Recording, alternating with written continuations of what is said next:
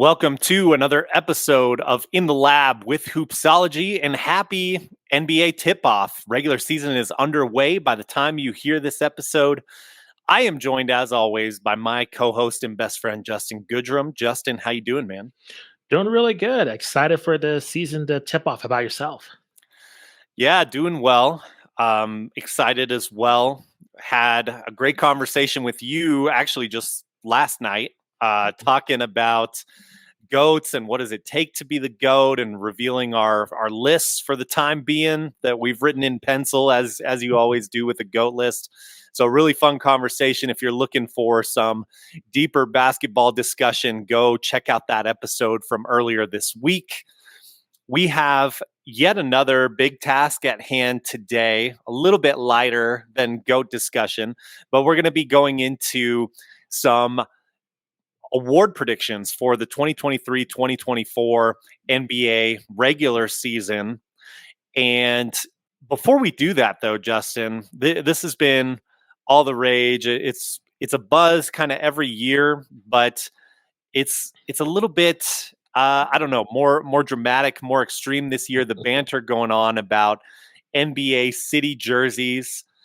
I had seen a few designs that I was, we'll say, less than impressed with, and just went through a couple hours before recording and reviewed all the jerseys there down a feed.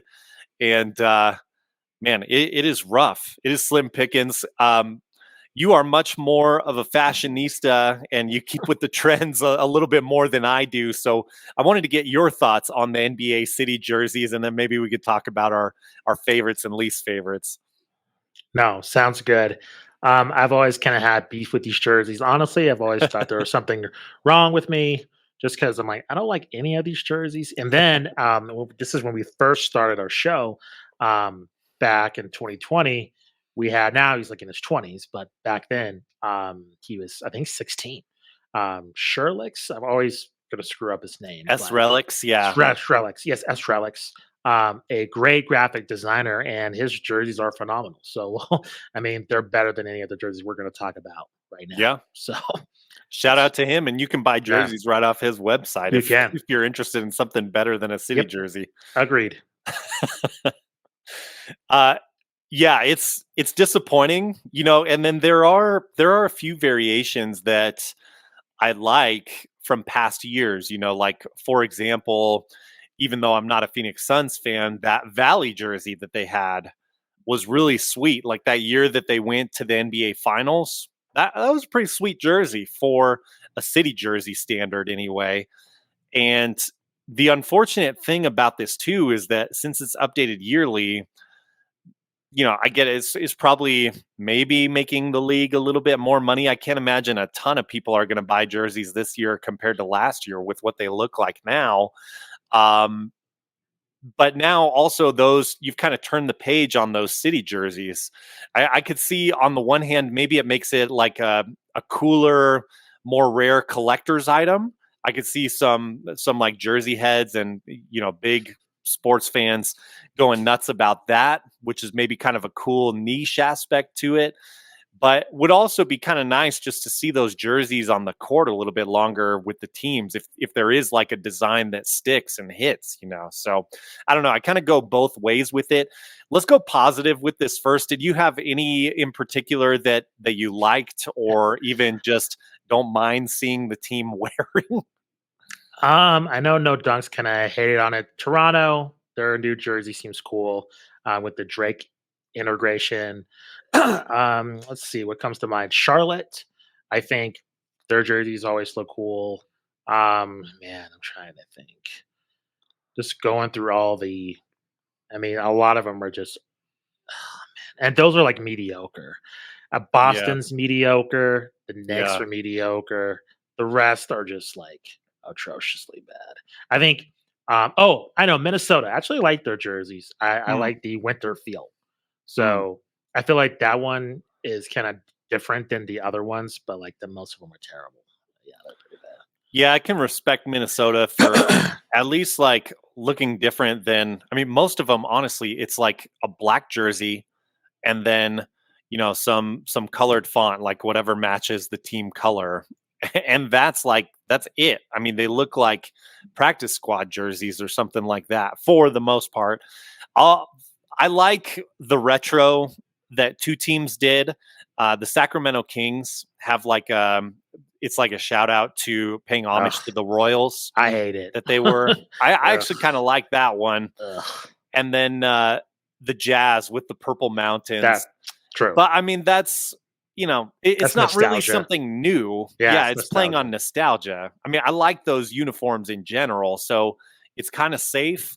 But when you're surrounded by the rest of the jerseys that were presented, those were the ones that stood out to me. I don't mind the Minnesota one as well. I'm not as high on it, maybe, but I don't mind it. I mean, it's a lot better than kind of the standard version. Any that struck you as like your absolute least favorite? I do have one. Ugh, I would say the Wizards. I don't know Mm, what they were thinking. That one's pretty atrocious. I'll just get on my soapbox for a little bit. I just don't understand. The league has so many deals. They have so many opportunities to work with other brands. How these jerseys are this atrocious is beyond my comprehension.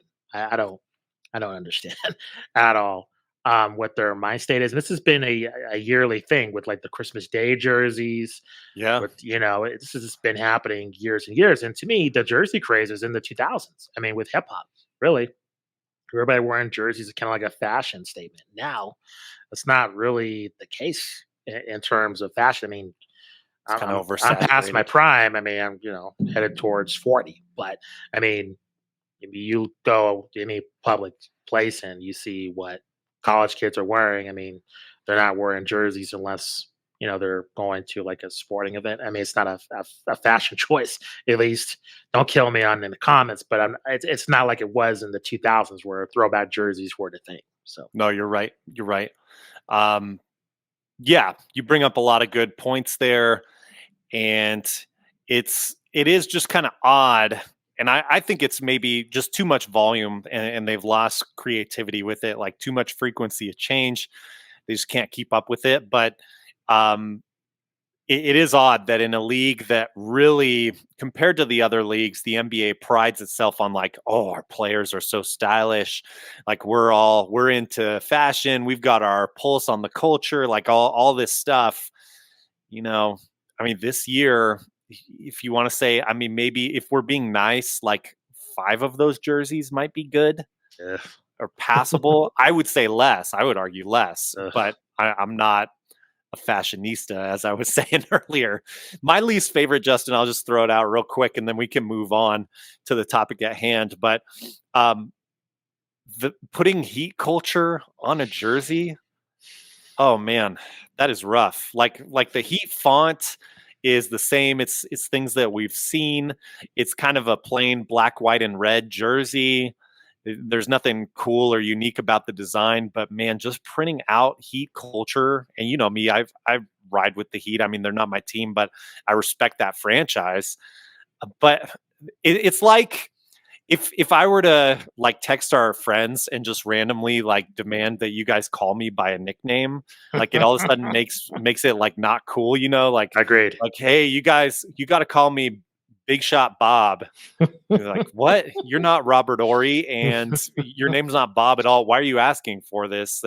Like, it didn't happen organically. Like, heat culture happened with the media and fans, like organically.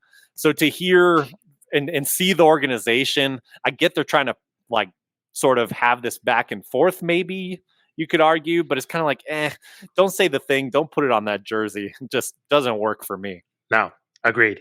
I feel the same way. I mean, they had cool jerseys in the past with just the Miami Vice colors. I mean, those jerseys were I Yeah, thought were pretty cool.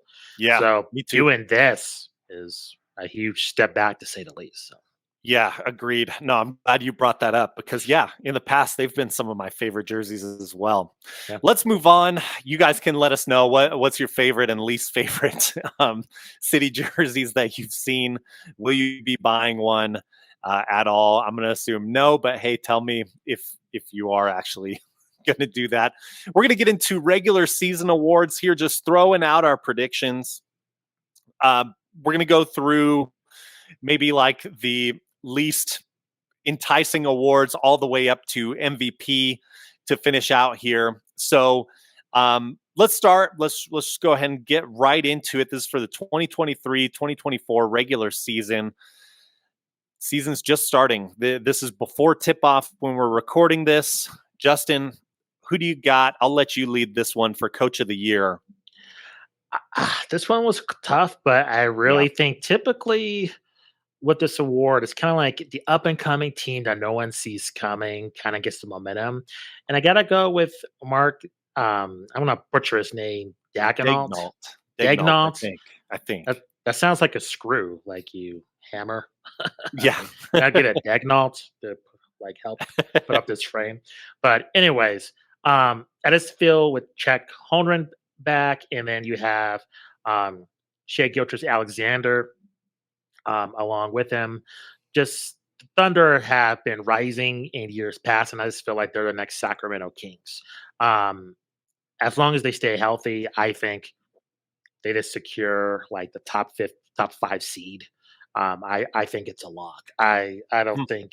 I mean, honestly, it's interesting because if your pick, I want to hear your thoughts in terms of how well you think that team's going to do without spoiling it. Because if your pick isn't within the top 6 seed of that conference, I would tend to agree with you just because I think they're less talented than the Thunder. But barring any team coming out of nowhere, I got to go with Degnault just in terms of Coach of the Year, just because the Thunder are going to surprise a lot of people this year, in my opinion.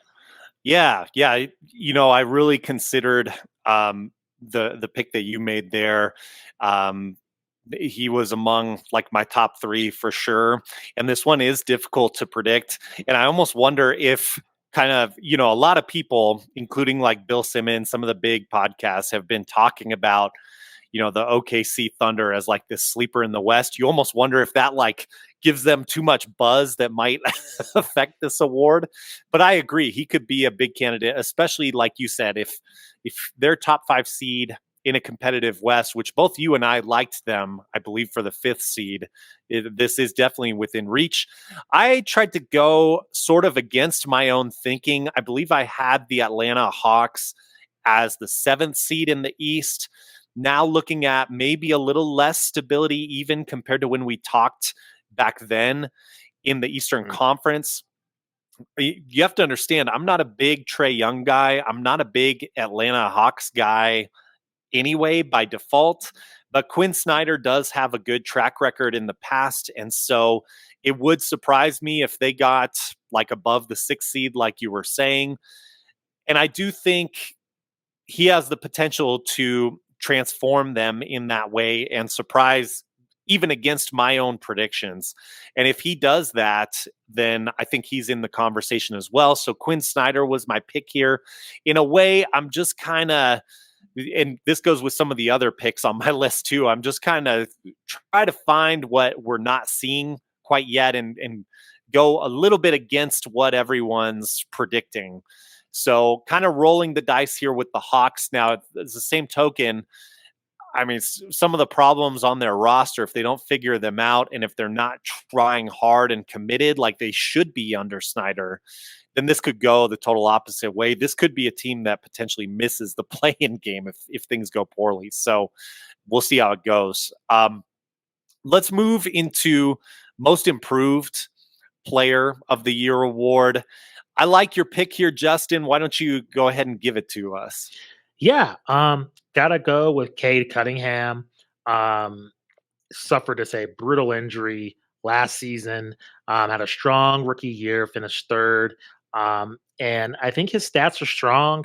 And as long as he stays healthy, I really think he's in line for this award. My only hesitancy is just him getting hurt.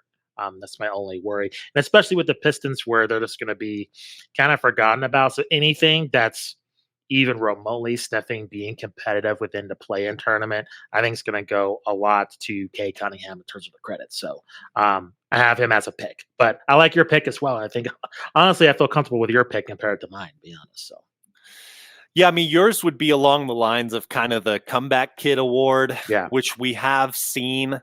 You wonder if if Fultz from Orlando can also like be in this conversation, depending on how he looks. Just your pick kind of made me think of him as a potential candidate as well. My pick, it's really one of the only chances I get here for some home cooking.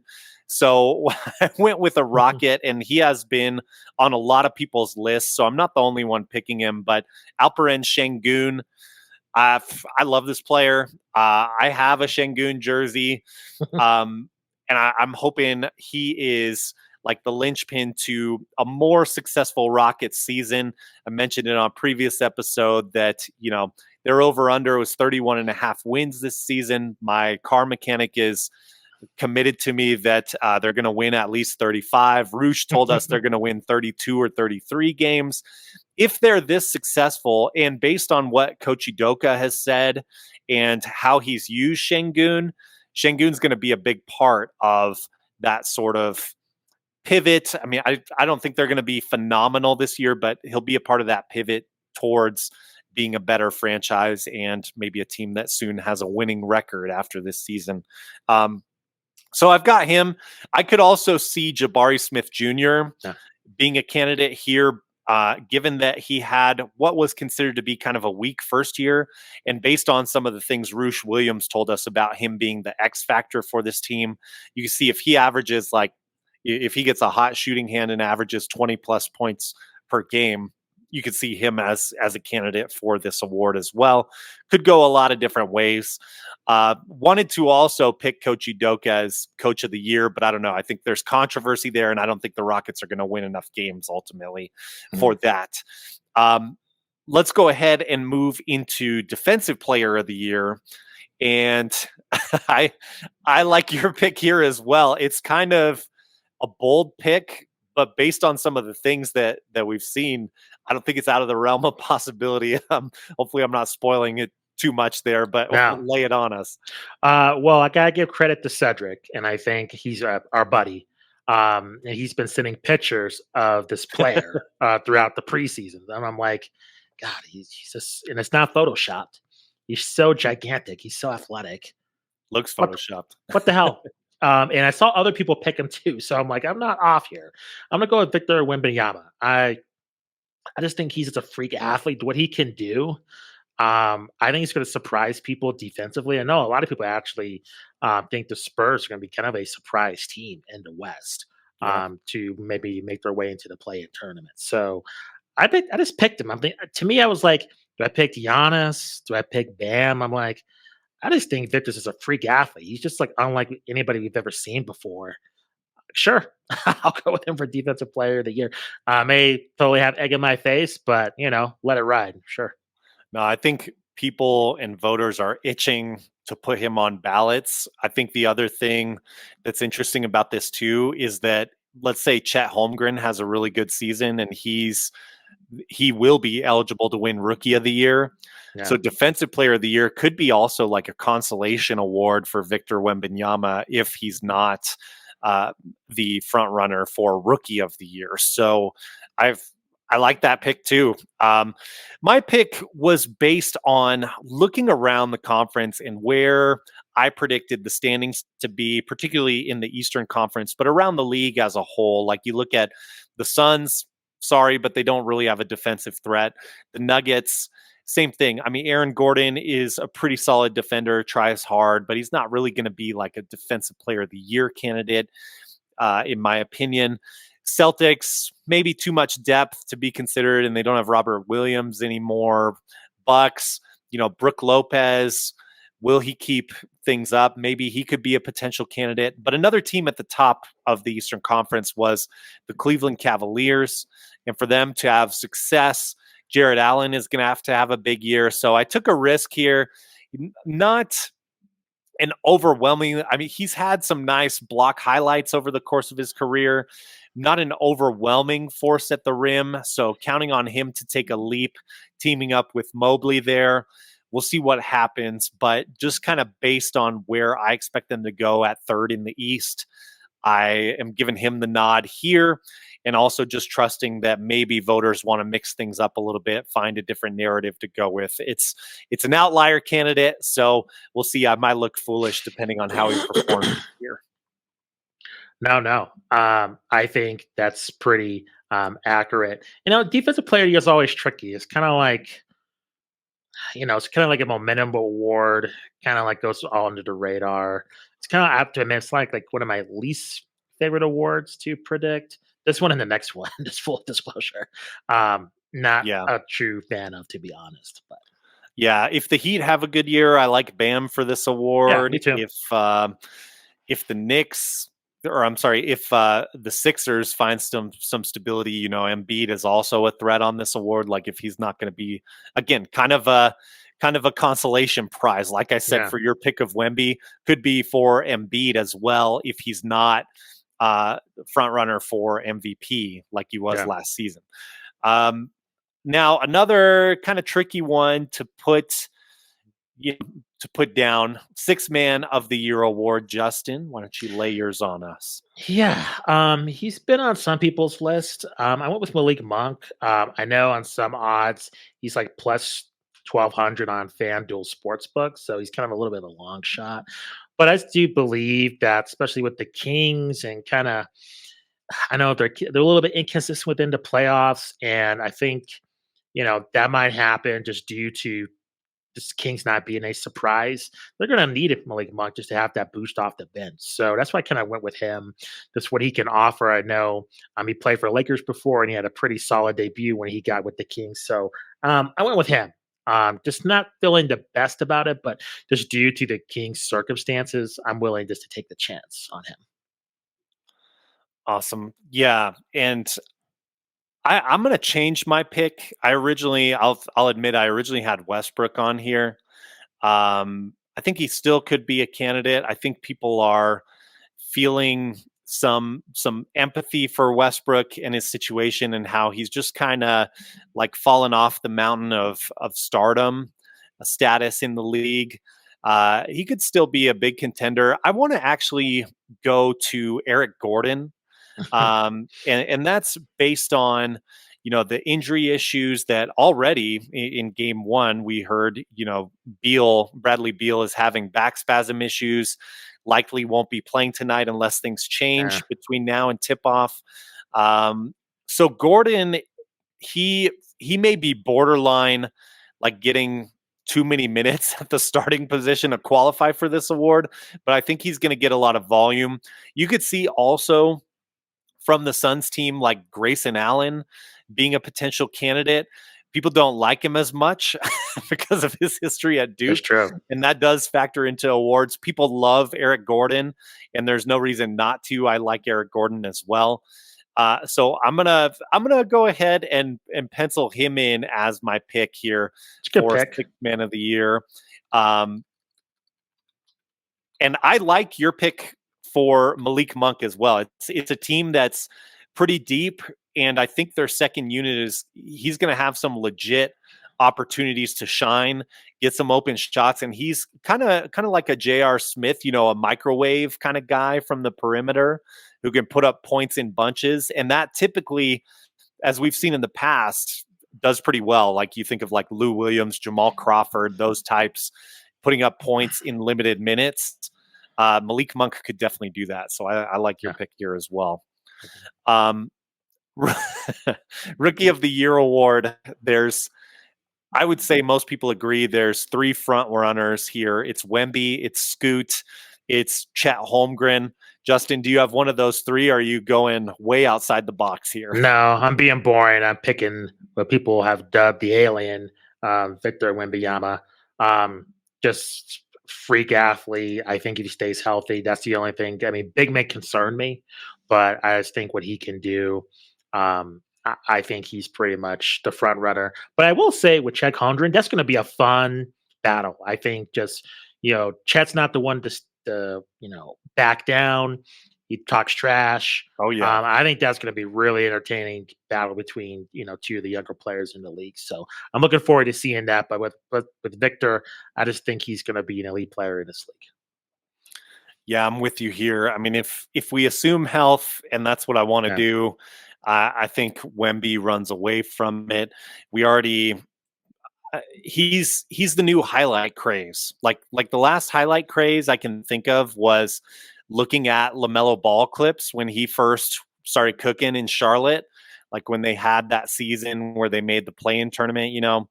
Um, Now Wemby is that highlight guy where every game there's something there that's like, oh my goodness, look at this alien, like you said earlier, just Yeah. doing things. He's that super tall monster, right now It's true. in Space Jam. So yeah, I've got to go with Wemby.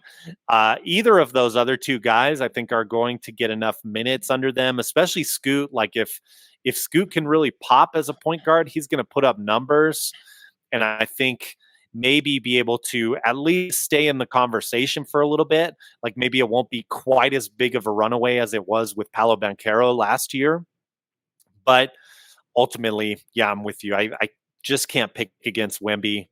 Um, so we come to our last award here, Justin. And then just to throw this out, if you want to pick a champion before the season gets started, maybe we'll do that too. We'll think about that. I just want to throw that out right now so I don't surprise you in, in like 3 minutes after Gotcha. this. But let's go. And I don't mind picking mine first. I'm happy to share it. But let's go with our MVP picks. Justin, you got a good one. I love your pick. Yeah. Bias, maybe biased because I live in the same city as this gentleman, and they're doing the ring presentation as I speak. I'm going with Nikolai Jokic. Mm, I just feel like he has less pressure compared to the other players in the league that might be in the running. And I just think compared to last year, I think the Nuggets are going to probably fall under the radar. It's funny you bring up the title picks. That's just spoiler might factor into my pick as well. I just feel like with him, he's always consistent. He always makes his team better. He's very similar. He reminds me, it's going to be a weird comparison, a lot of LeBron in terms of him being able to do a little but have maximum impact. You see a lot of players like Derrick Rose in his prime where it's just like it's just like a maximum struggle for him. He has to exert a lot of energy to right. help the rest of his team He's compared to the efficient. joke. Yeah, the Joker, he's very efficient. It doesn't seem like he's just expending a ton of energy out there. He's very athletic in a different way, like you said, Matt, and he's very very smart in terms of how he uses his basketball IQ. So that's why I have him as MVP. But I know there's other sexier picks, and I like your pick too. I'm biased. I'm the person you pick is he's my favorite player in the league. So what can I say? Yeah, yeah, and you picked my favorite person in the league as MVP, so that's that's part of the There reason I love you your go. pick. Um, and you're right on the money there. Another thing I'll add is that because of his efficiency, if I know he's had little dings and bruises here and Mm, there, but I'm not overall as worried about injuries for Jokic in spite of him being massive. When you see him in person, I'm not as worried about him on the injury list as some other players, maybe even the player that I'm about to mention. But I, let me ask before I give you my pick, where do you feel? Because so much happened last season. So, like, Embiid won the MVP, and then it felt to me, from what I was reading and seeing, it felt like a lot of voters had like remorse that, like, we picked Embiid because he was kind of making a lot of noise about this, and then the Kendrick Perkins, controversy happened, all that. It seemed like there was a lot of voters' remorse, and then we're getting into this narrative starting the season where Charles Barkley actually apologized to the Nuggets organization for TNT not having Jokic on one of their advertisement graphics for opening night. He said, like, why don't we have Joker on here? This is ridiculous. I'm sorry to that franchise, which I think is true. I mean, I don't think Charles agreed. Barkley made that graphic, but I No, think good for him to bring up that point anyway. agreed. So tell me where you are. There's a lot of ways you can go with that. Do you think, I mean, obviously you picked him, so I'm assuming you don't think voter fatigue will be a factor. Do you think it's, I don't know, is that something that, kind of gives you pause? I don't think so. I mean, he's won it 2 times before. So, I mean, he's gunning for his third MVP. So it's not like that he's adverse to winning it. Um, I I just think with him, let's keep it real. This goes for any sport. And I think for team sports, that's kind of the cool thing is that you could be quiet and just do your job and you can get the accolades and make tons of money compared to maybe individual sports, which you need a big bombastic personality to get more opportunities. But, in terms of him winning a third time and, competing with such a tough, you know, contending class. I mean, I've seen anybody from like LeBron to Jason Tatum, to just Joel Embiid. Just you go down the line of just Giannis. I mean, there's so many guys that can win it. I mean, it's just really, really tough, Yeah. including your pick as well. So the competition is steep, and I just think honestly, even though kind of that's my heart picking him.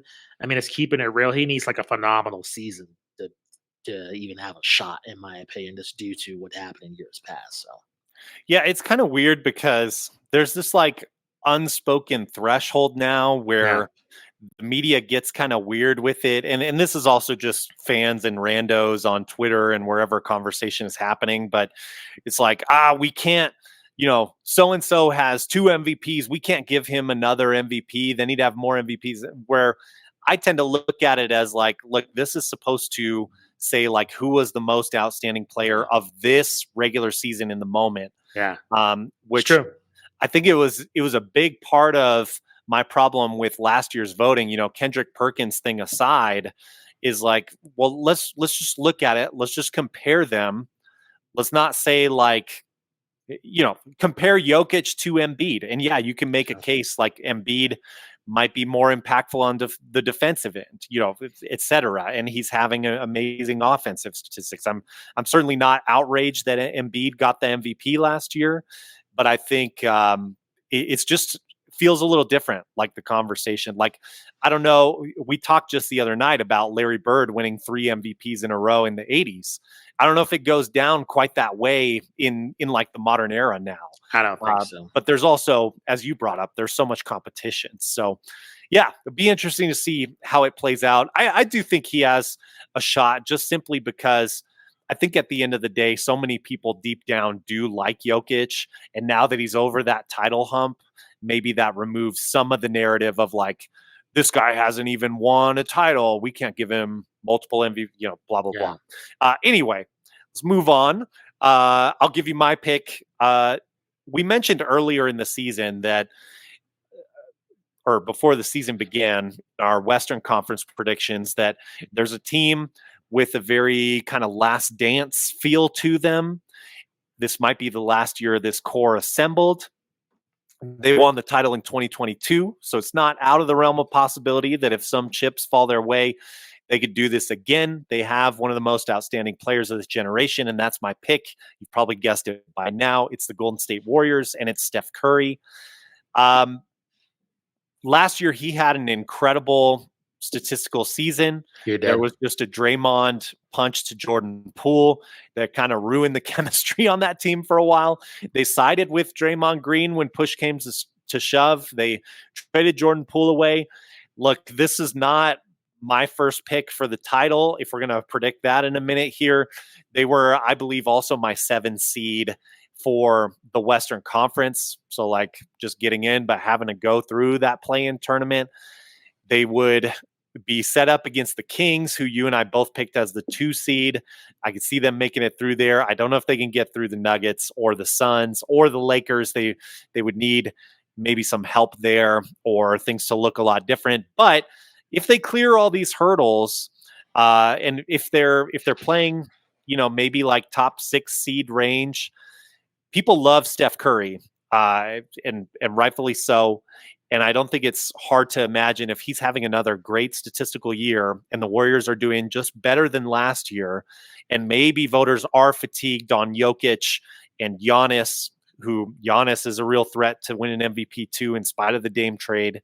Um, but I, you look at like the Bucks and the Celtics, and with the new pieces they added, usually that kind of calms people down on voting for MVP for them. So again, kind of like my pick of Coach Snyder for Coach of the Year. Steph may be a bit more of an outlier compared to years past, but I think he's got a puncher's chance here. Yeah, I think he's got a good shot. I think again, I would go maybe top 5 seed for him to have a realistic chance. Just due to people, I think like Steph Curry, but I don't think they unless he's like has a historical season where he's this unanimous MVP. I feel like it's easy for the media to put other players above him and not really appreciate his greatness. So I think that's what's Mm, going to hurt him. But we'll see. mm, I mean, I'm yeah, always down for Steph Curry, so I wouldn't call it impossible. That's for sure. So yeah. So let's since we haven't tipped off yet. I wanted to just throw out title predictions. It's pretty low stress. We don't know what injuries are going to happen. We don't know all the other stuff, how the chips may fall that change teams' destinies. Hopefully it's not stuff like injuries and bummer stuff like that. But stuff happens. It's a long season. It's a grind. There's chaos all around, leading right into the playoffs and during the playoffs. As you all know, if you've ever watched a season of basketball, I want to give my picks real quick and give you time to think about yours, Justin. I see the Giannis and Dame thing being a great Batman and Robin situation. So for the time being, even though I think Celtics on paper are deeper than them, I'm going to go with the Bucks to come out of the East for right now. And I am going to pick the Nuggets to continue out of the West. I really like continuity. And I think they're still, in spite of all the change in the West, I think they're still constructed better than anyone. And we know and appreciate how Jokic elevates his teammates so that even if on paper it doesn't look as good as maybe the Phoenix Suns or something like that, those guys on paper are playing a little bit better just because Jokic is on that paper. So I got Nuggets, Bucks. Ironically, that's the regular season game I went to last season. I've got them in my finals matchup, and I've got the Nuggets as the NBA champions. Justin, any thoughts on who's coming out of each conference and, yeah, and your champion? yeah, I'm gonna be boring, and almost agree with you. Um, the only difference we have is I picking the Celtics to come out of the East. Yeah, I think title this is the favorites right year. now. I think they're super desperate, and I think they're going to be super motivated. But I think they will fall to the Denver Nuggets. I just think too consistent. I think really solid defensively. And I've seen some things from the Celtics have been pretty concerning in terms of kind of clutch situations. So I'm going with the Denver Nuggets as your back-to-back champions. Same as you, Matt. I guess I'll go maybe if I have to think of like a quick sleeper since I picked Steph as MVP, I'll go Warriors as a sleeper in the West. Even though I like a bunch of teams actually better than the Warriors, but I'll go with that MVP pick and go with the Warriors as a sleeper team out West. For the Eastern Conference sleeper team, I find to be a little bit difficult. I'm gonna have to consult the list here real quick. Um, oh man, yeah, it gets rough after like the top four or so. I don't even know where to go. So I guess I can't really see the Heat making a long run again. I don't know if they'd qualify as a sleeper. Actually, let me say I'll go long shot. I don't like this team. I don't see this happening. But if we get all of a sudden some stability and a great season from Joel Embiid, maybe the 76ers are your sleeper team out east. I would not pick that or bet on that personally. They're radioactive, but if they, if they're somehow able to pull it together, that's not Seems too out of the realm of improbable right possibility. now. Yeah. Yeah, no, agreed. Do you have any particular sleepers in mind? Uh, I think a sleeper team might be the Kings. I just think that really with that home court, that can really carry you in terms of momentum. So even though I think they're going to be a high ranked seed, I don't think anybody's really taking them seriously as like a title contender. But I think they might make some noise and might advance pretty deep. So I think they might be a sleeper. And I would say maybe the Pelicans. I don't know. I really just still like Zion when he's healthy, and I just think I like if he that. can stay healthy, I think the Pelicans can always be a force, but I'm very uneasy about that. So Yeah, no, I like those picks. Yeah, and I'm with you. I mean, we both kind of predicted disaster for the Pelicans, unfortunately, but yeah, you could see if things go not as expected, there's a shot there. They've certainly Yeah. been great when Zion has been on the floor.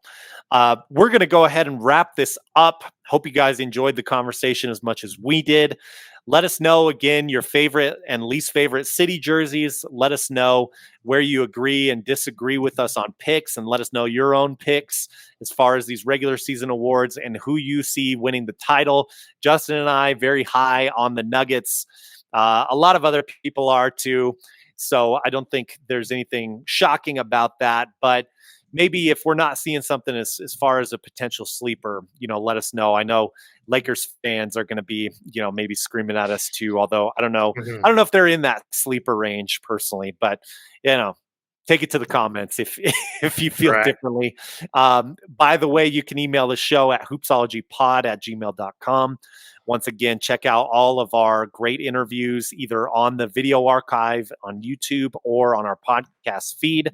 We are proudly brought to you by Ball is Life That's right. and will continue to be throughout the season. And hope you guys enjoy the ride of this regular season. We'll be breaking things down for you as usual every single week with great interviews and also these in the lab analysis episodes. So for Justin Goodrum, I'm Matt Thomas. Take care. Enjoy the first week of the NBA season. Have a happy Halloween if we don't see you before then, Yeah. and peace out. See you next time.